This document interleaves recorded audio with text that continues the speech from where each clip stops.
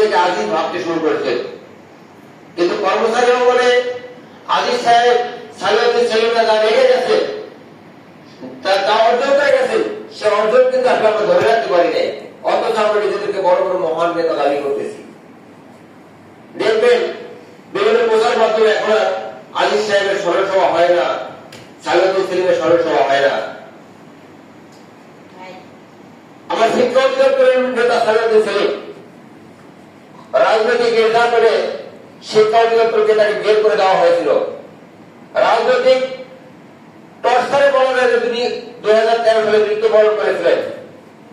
কিন্তু আমরা কথায় কথায় যে কথাটি বলি যে বিগত ফ্যাসিস্ট সরকার, কিন্তু ফ্যাসিস্ট সরকার চলে যাওয়ার পরে বর্তমান যে স্বাধীন দেশ বলতে চাচ্ছি বারবার, সেই স্বাধীন দেশ স্বাধীন সময়কালে 2024 সালের 13 সেপ্টেম্বর কিন্তু সালাউদ্দিন সেলিমের মৃত্যুবার্ষিকী বাংলাদেশে কেউ পালন করে নাই। এ থেকে কি শিক্ষা নিতে হবে? যে এদেশে যুগে যুগে কিছু মির্জাপুর কর্মচারী নেতা তৈরি হয়েছে যারা প্রবীণ ব্যক্তিত্বকে স্বীকার করতেছেন না। ঠিক ঠিক ঠিক যে এখন সময় ভালো না, কারণ সালাউদ্দিন সেলিম একটু জাতীয়তাবাদ আদর্শের ছিলেন। যখন জাতীয়তাবাদ আদর্শের সময় চলে আসে তখন কিন্তু সালাউদ্দিন সেলিমের কথা স্বীকার করেন না। আমি সকলকে বিস্তারিত নেতৃত্বের প্রতি কৃতজ্ঞতা জ্ঞাপন করতেছি।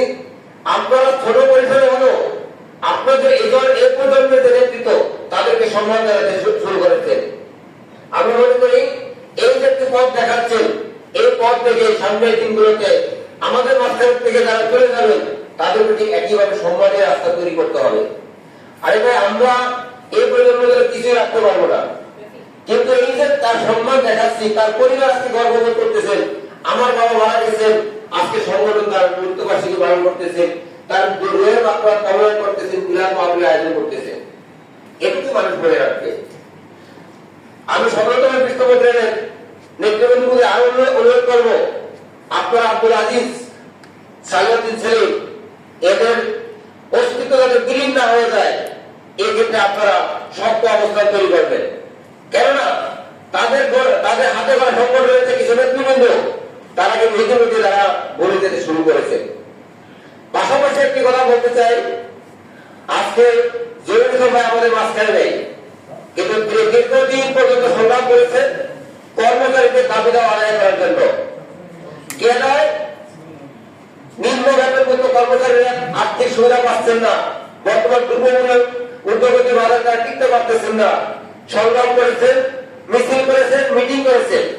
আজকে আমাদের মাঝখানে নাই, তিনি আমাদের মাঝখানে নাই, কিন্তু তার যে ত্যাগ, তার যে আন্দোলন, সেই ফসল যদি আমরা ঘরে তুলতে পারি, কর্মচারীকে যদি আমরা সত্যিকার অর্থে কোন প্রাপ্যতা এনে দিতে পারি, যদি মহর্মতা এনে দিতে পারি, যদি নবম পে স্কেল এনে দিতে পারি, বৈষম্য দূর করতে পারি, যদি আউটসোর্সিং প্রথা বিরক্তি করতে পারি, তাহলে তার মাত্রা কামনা হবে। ঠিক ঠিক ঠিক কারণ তার শ্রমের জন্য এটি আসলে সবার আগে করতে হবে। আমরা ইতিপূর্বে এক ভাই বলে গিয়েছেন, বর্তমানে মে মাস চলতেছে, সামনের মাসে আমাদের বাজেট আসবে।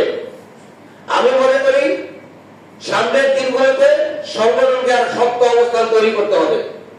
শক্ত নেতৃত্বের মাধ্যমে এমন কর্মসূচি আসতে হবে যে কর্মসূচিতে কর্মচারীরা মাঠে নামবে এবং দাবি আদায় করে ঘরে ফিরে যাবে।